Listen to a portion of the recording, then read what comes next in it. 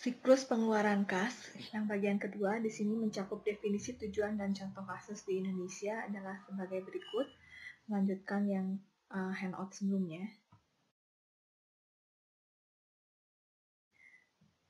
Definisi siklus pengeluaran kas adalah sebagai suatu rangkaian kegiatan bisnis dan operasional untuk pemrosesan data terkait yang berhubungan dengan pembelian serta pembayaran, bisa berupa barang dan jasa.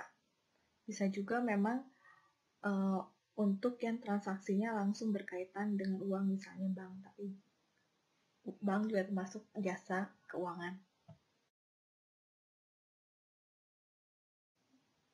Tujuan utama dalam siklus pengeluaran yang pertama adalah untuk meminimalkan biaya total, memperoleh dan memelihara persediaan, perlengkapan, dan berbagai layanan yang dibutuhkan untuk organisasi agar bisa dapat berfungsi dengan baik. Yang kedua, bagi pihak manajemen diharapkan mampu mengawasi dan mengevaluasi efisiensi dan efektivitas daripada proses siklus pengeluaran yang membutuhkan kemudahan akses ke dalam data yang lebih detail terperinci mengenai sumber daya yang digunakan dalam siklus pengeluaran yang berkaitan dengan kegiatan yang mempengaruhi sumber daya tersebut serta para pelaku yang terlibat dalam kegiatan tersebut. Jadi tujuan utamanya untuk cost efisiensi dan untuk kepentingan pengawasan daripada pihak manajemen.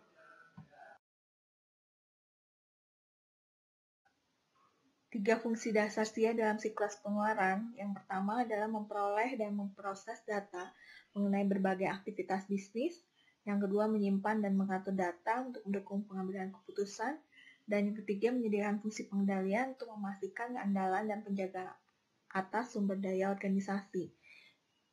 Ini yang khususnya berkaitan dengan pengeluaran uang secara tunai.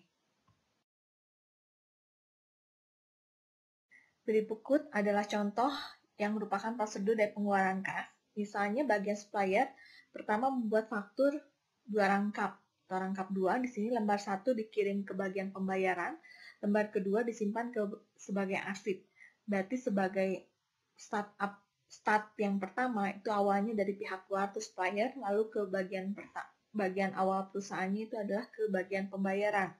Lalu bagian pembayaran menerima faktur lembar 1 dari supplier. Berdasarkan faktur tersebut, bagian pembayaran membuat surat permintaan pengeluaran kas. Rangkap 2. Lembar 1 dikirimkan ke manajer dan lembar kedua disimpan sebagai arsip. Lalu manajer menerima SPPK, di sini lembar 1 berdasarkan SPPK lembar 1 tersebut, manajer akan menyetujui SPPK tersebut. Jadi setuju manajer, dan lalu setelah disetujui diberikan pada pemegang kas. Lalu pemegang kas menerima SPPK yang telah disetujui. Berdasarkan SPPK yang disetujui tersebut, baru bagian pemegang kas membuat bukti kas keluar rangkap 3. Lembar 1 beserta uang dikirimkan ke bagian pembayaran, lembar kedua dikirimkan ke bagian akuntansi, dan lembar ketiga disimpan sebagai arsip. Sedangkan bagian pembayaran menerima BKK lembar 1 beserta uang. Selanjutnya bagian pembayaran melakukan pembayaran kepada supplier, supaya menerima pembayaran dari bagian pembayaran.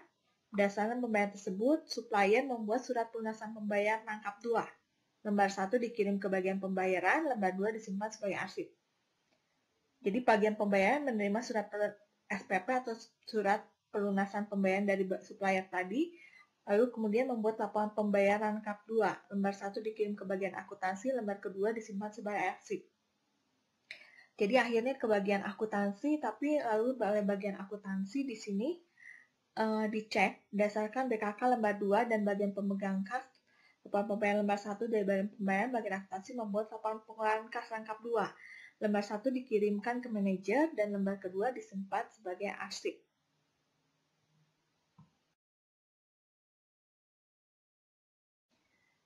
Untuk gambar flowchartnya makanya sebagai berikut. Start awalnya itu supplier tadi, dia membuat fakturnya 2 rangkap, 1 diarsip, 1 diberikan kepada bagian pembayaran. Di sini ada konektor ya.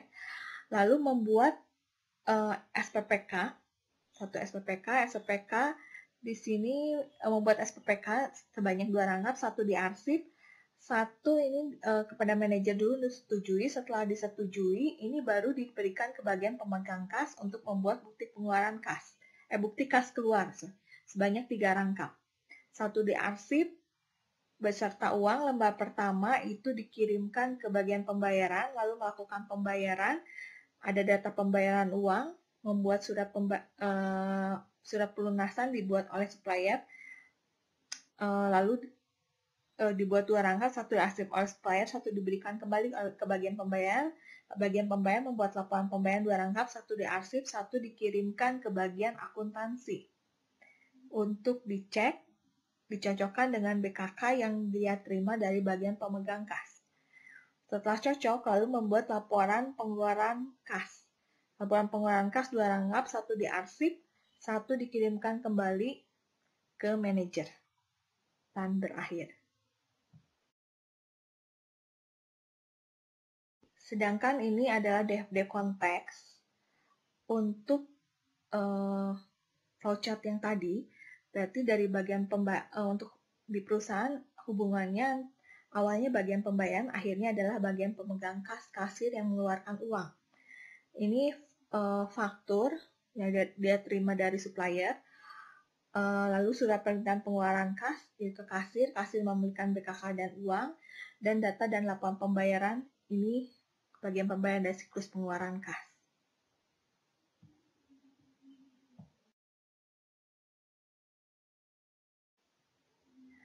Untuk DFD level 0 fisik, di sini, sebagai pihak luar supplier, ini memberikan faktur ke bagian pembayaran, lalu bagian pembayaran memberikan SPPK ke manajer untuk disetujui. SPPK yang setelah disetujui diberikan manajer ke bagian pemegang kas. Bagian pemegang kas memberikan BKK beserta uang. Lalu bagian pembayaran membuat laporan pembayaran ke bagian akuntansi dan laporan pembayaran. Sedangkan bagian pemegang kas ini membuat BKK. Nanti akuntansi mencocokkan sehingga dia membuat laporan pengeluaran kas ke manajer. Sedangkan tadi bagian pembayaran setelah menerima uang dan BKK dan uang dan data pembayaran yang dia buat diberikan kepada supplier, dia menerima surat pelunasan daripada supplier.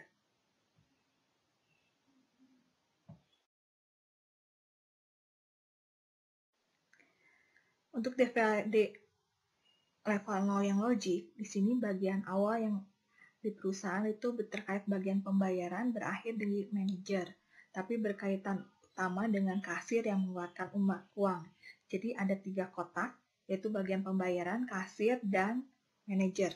Untuk prosesnya, di sini ada 4 proses. Yang pertama membuat SPPK atau surat permintaan pengeluaran kas oleh bagian pembayaran karena memberikan faktur.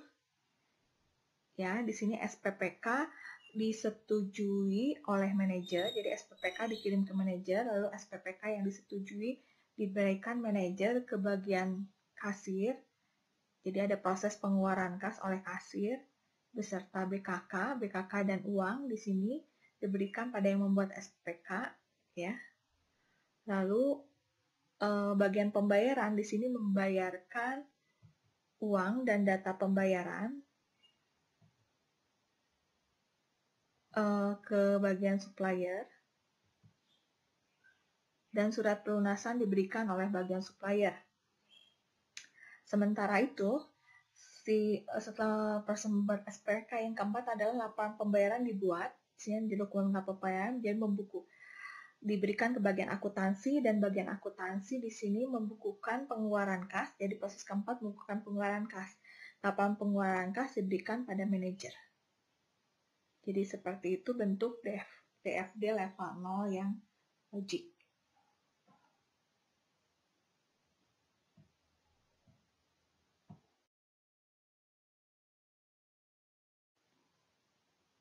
Oke, sekian dan terima kasih untuk siklus pengeluaran kas hari ini. Ada tugas kasus membuat flowchart dan DFD yang nanti akan ditampilkan dalam bentuk PDF.